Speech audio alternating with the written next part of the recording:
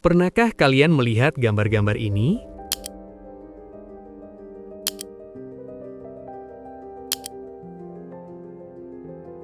Bagaimana mungkin gambar yang dibuat puluhan ribu tahun lalu hanya dengan bahan alam dan alat sederhana dan masih dapat kita lihat hingga hari ini? Pertanyaan tentang bagaimana gambar cadas dibuat dan mengapa ia mampu bertahan begitu lama membawa kita pada kecerdikan teknis manusia pada masa prasejarah. Dari cara mereka memilih, meramu, hingga menempatkan lukisan di ruang gua, setiap keputusan menunjukkan pemahaman yang cermat terhadap bahan dan lingkungannya. Ketahanan gambar cadas sepertinya bukanlah kebetulan semata. Bisa jadi, ini semua adalah hasil dari pengetahuan, pengalaman, dan adaptasi manusia terhadap alam yang mereka tempati. Kita akan membahasnya.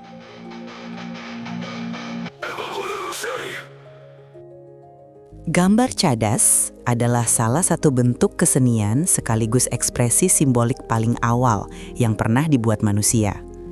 Temuan-temuan awalnya banyak dikenal dari wilayah Prancis dan Spanyol dan berasal dari masa akhir zaman Pleistosen. Namun belakangan, fokus ekspresi seni tua ini berpindah ke wilayah Nusantara, utamanya di Sulawesi, dengan ditemukannya gambar cadas tertua di dunia hingga saat ini.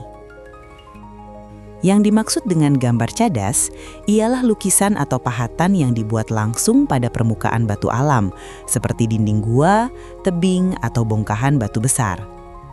Pada awalnya, gambar cadas dibuat oleh kelompok pemburu dan peramu yang hidup dalam komunitas kecil sejak zaman Paleolitik atas. Namun, praktik ini tidak berhenti di situ. Pada masa-masa berikutnya, gambar cadas juga dihasilkan oleh masyarakat peternak dan pengembala, bahkan ketika teknologi logam seperti perunggu dan besi sudah dikenal. Kemunculannya yang relatif serentak di berbagai wilayah dunia membuat gambar cadas dipandang sebagai fenomena budaya global yang sangat menarik. Gambar cadas tidak hanya berperan sebagai karya seni, tetapi juga mencerminkan kehidupan sosial, kepercayaan spiritual, serta hubungan manusia dengan alam di sekitarnya. Di berbagai wilayah dunia, termasuk Indonesia, gambar cadas umumnya ditemukan di dalam gua atau ceruk batu yang terlindung dari hujan, panas, dan angin. Kondisi ini membuat lukisan-lukisan tersebut mampu bertahan hingga puluhan ribu tahun.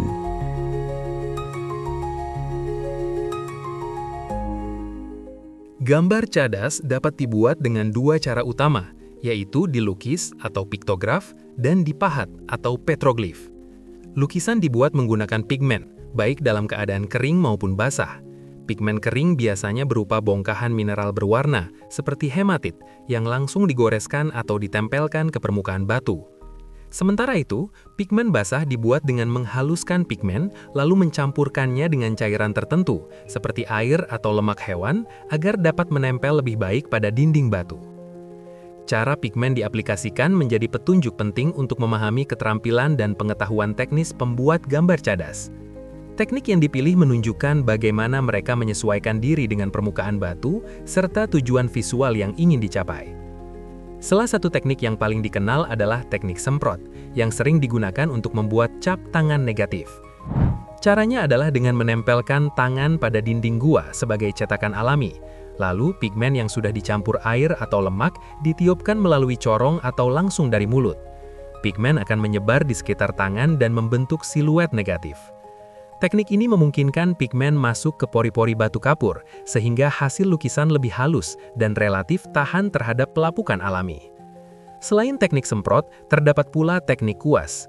Lukisan figuratif seperti gambar babi hutan dan anoa di Leang Karampuang, Sulawesi Selatan, dibuat dengan kuas sederhana dari serat tumbuhan atau bulu hewan yang diikat pada ranting kayu.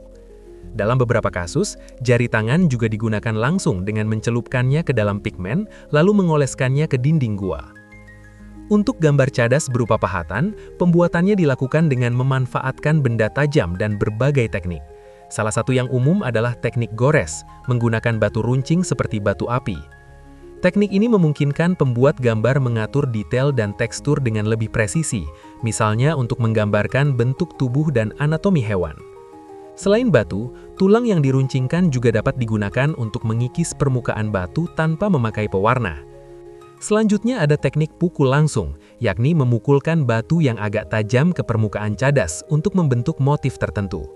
Bekas yang dihasilkan cenderung tidak beraturan, berbeda dengan teknik pukul tidak langsung yang menggunakan alat perantara seperti pahat, sehingga hasil pahatan lebih terkontrol dan rapi.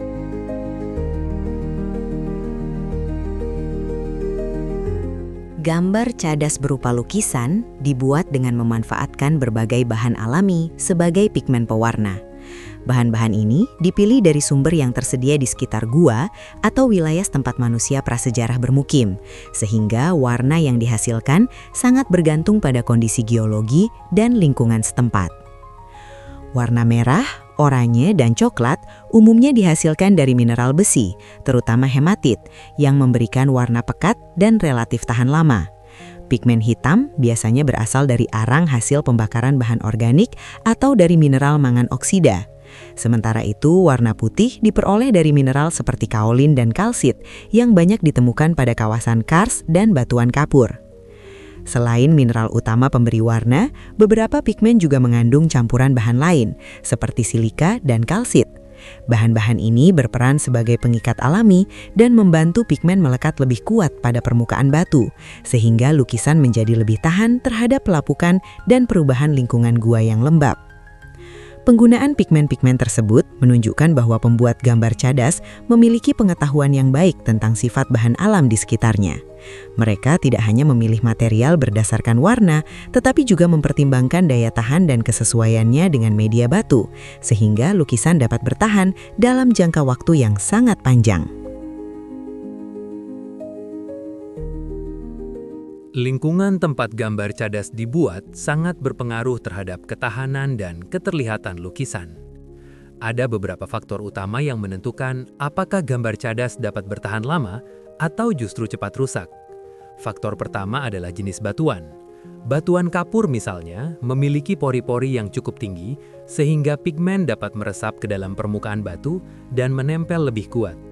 Kondisi ini membuat lukisan pada batuan kapur umumnya lebih awet dibandingkan dengan lukisan pada batuan vulkanik yang permukaannya lebih padat. Faktor kedua adalah tingkat kelembaban di dalam gua. Gua dengan kondisi mikroklimat yang stabil cenderung memiliki gambar cadas yang lebih terjaga. Sementara kelembaban yang terlalu tinggi dapat mempercepat pelapukan pigmen dan permukaan batu. Faktor ketiga adalah paparan sinar matahari. Lukisan yang terlindung dari sinar ultraviolet biasanya lebih tahan lama dibandingkan dengan lukisan yang berada di area terbuka atau terkena cahaya matahari langsung. Perubahan suhu yang ekstrim juga dapat menimbulkan masalah serius, terutama karena memicu pembentukan kristal garam di permukaan batu. Proses ini dapat menyebabkan pengelupasan pigmen dan kerusakan permukaan cadas. Oleh sebab itu, upaya konservasi modern banyak menitikberatkan pada pengendalian kelembaban mikro di dalam gua, serta perlindungan dari proses erosi alami. Teknik pembuatan gambar cadas sendiri mencerminkan pemahaman yang baik tentang bahan, teknologi, dan kondisi lingkungan. Mulai dari teknik semprot, penggunaan kuas, hingga berbagai teknik pahat, masing-masing menunjukkan cara manusia masa lalu menyesuaikan metode berkarya dengan alam sekitarnya.